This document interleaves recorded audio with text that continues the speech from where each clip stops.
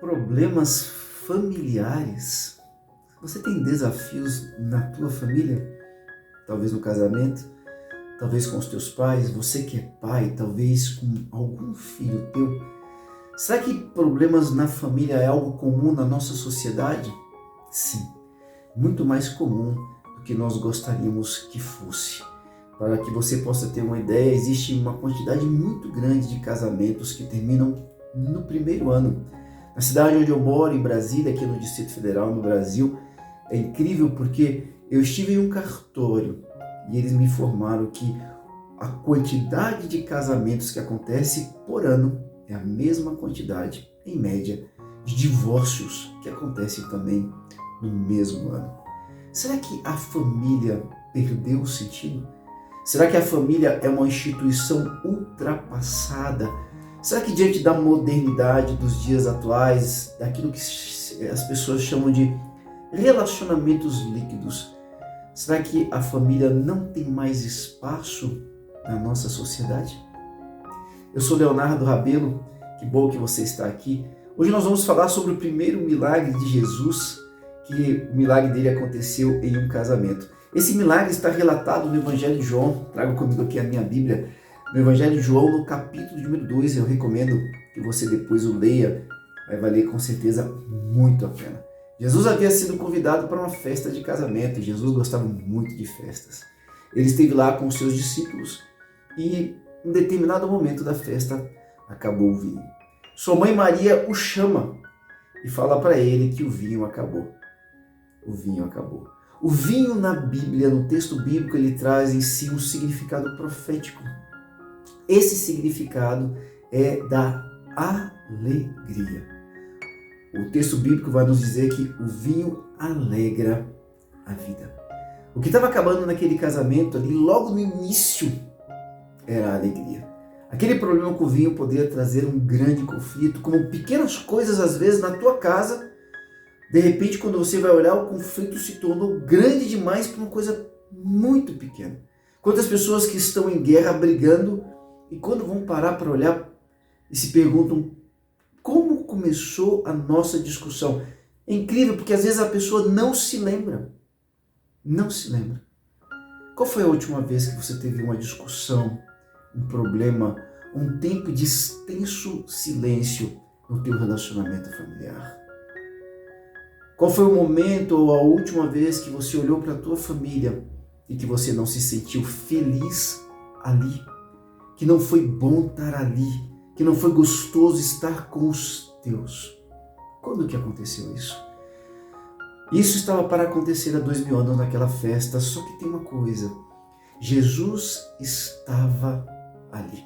E se Jesus está na tua vida, se você tem buscado orar, tem buscado estudar o texto bíblico, ainda que volta e meia você tropece, falte um pouco mais de disciplina, mas se você tem buscado a Ele, eu quero dizer para você que existe uma solução. E naquele casamento, naquele dia, em um momento tão preocupante, tão delicado, momento que traria vergonha diante dos convidados, traria vergonha para os parentes, que provavelmente geraria um grande conflito no casal. Logo no início, de forma tão prematura, Jesus, ele estava ali. E ele foi chamado para ajudar a resolver um problema. A resolver um problema. Se tem uma das coisas que Jesus faz e faz com maestria, é nos ajudar a resolver os nossos problemas. Jesus não havia criado aquele problema. Jesus não havia pisado na bola com ninguém, mas ele estava ali disposto a contribuir pela solução. E ele vai estar disposto a contribuir pela solução do teu desafio em relação ao teu lar. Agora, o que eu preciso viver? O que eu preciso fazer? Qual é a postura que eu preciso ter para que Jesus ele venha e contribua com a solução? Não com a acusação, como muitos pensam. Jesus não está aí para poder apontar o dedo no seu rosto e dizer: você não fez isso, você não fez aquilo, você fez aquilo outro. Ele está para contribuir com a solução. E como ele fez isso? Jesus estava ali com sua mãe Maria. Maria, ela disse: Para os homens que estavam trabalhando na festa, ela disse para eles uma palavra assim, está aqui em João capítulo de número 2, versículo de número 5. Maria diz, ela falou aos serventes. Maria falou aos serventes, fazei tudo o que ele vos disser. Fazei o quê? Fazei tudo o que Jesus vos disser. Nós temos aqui, de acordo com o texto bíblico, uma solução para resgatarmos a alegria na tua família. O prazer de estar em casa. A alegria de estar com os filhos no casamento. Qual que é o caminho? Fazer tudo o que Jesus disse. O que é tudo? Absolutamente tudo. Podemos citar algumas coisas. Nós vamos ampliar para todo o texto bíblico. Jesus é o próprio verbo, Jesus é a própria palavra. Ele é as boas novas. A gente pode citar, por exemplo, que Jesus nos ensina a perdoar. Perdoar quando? Sempre. Pedro chega a perguntar para Jesus, devemos perdoar 7 vezes? Jesus diz, não Pedro, mas 70 vezes, 7 vezes. Todo o processo de cura e de resgate de felicidade começa então com o perdão. É hora de perdoar o teu cônjuge, hora de perdoar o teu filho, hora de perdoar o teu pai, o teu irmão.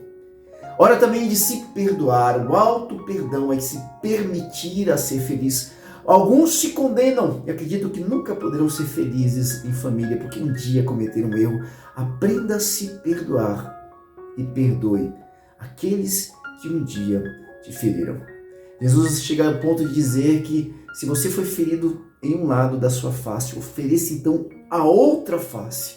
Dê ao outro mais uma oportunidade. Quantas vezes mais? Quantas vezes forem precisas. O que mais o texto bíblico nos fala a respeito da família? O texto bíblico fala a respeito de que nós, pais, eu que sou pai de 4 filhos, nós precisamos respeitar os nossos filhos. Respeitar a individualidade deles. Respeitar quem eles são. Os nossos filhos não são necessariamente quem nós gostaríamos que eles fossem. Eles trazem a sua personalidade, a sua individualidade. E essa personalidade é um presente de Deus para você. Porque quem seu filho é um instrumento de grande edificação para que você e eu também, para que nós possamos nos assemelhar mais a Jesus. Os desafios que nós encontramos na personalidade dos nossos filhos nos aproximam de Jesus e nos tornam pessoas melhores. Aceite quem seu filho é, porque quem ele é o melhor que ele tem. Não deseje que ele seja algo diferente que ele é, porque isso não é justo, não é correto.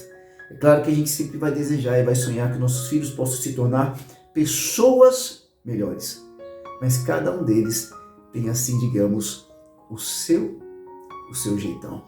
Então aprendamos a respeitar os nossos filhos. Você que é jovem, o texto bíblico nos ensina a honrar os nossos pais.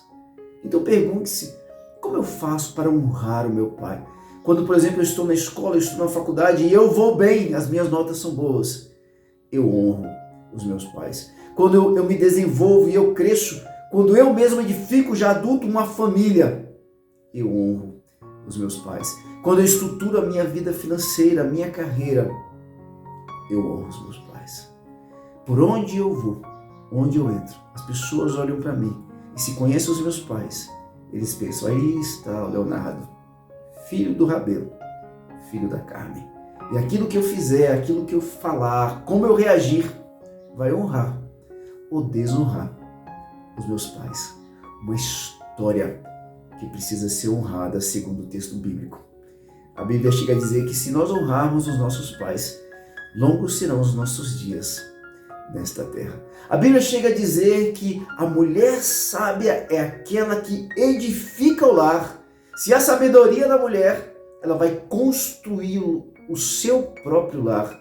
Mas a mulher que é tola, infelizmente, ela destrói a sua casa com as suas próprias mãos.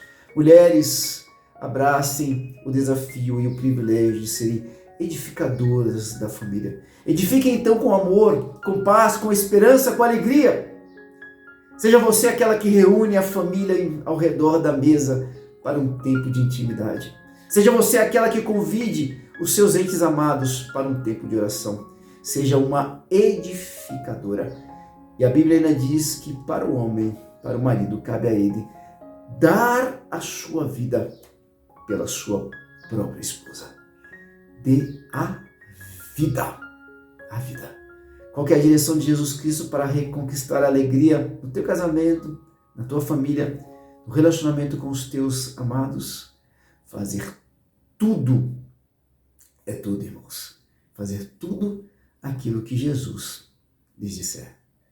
Deus abençoe.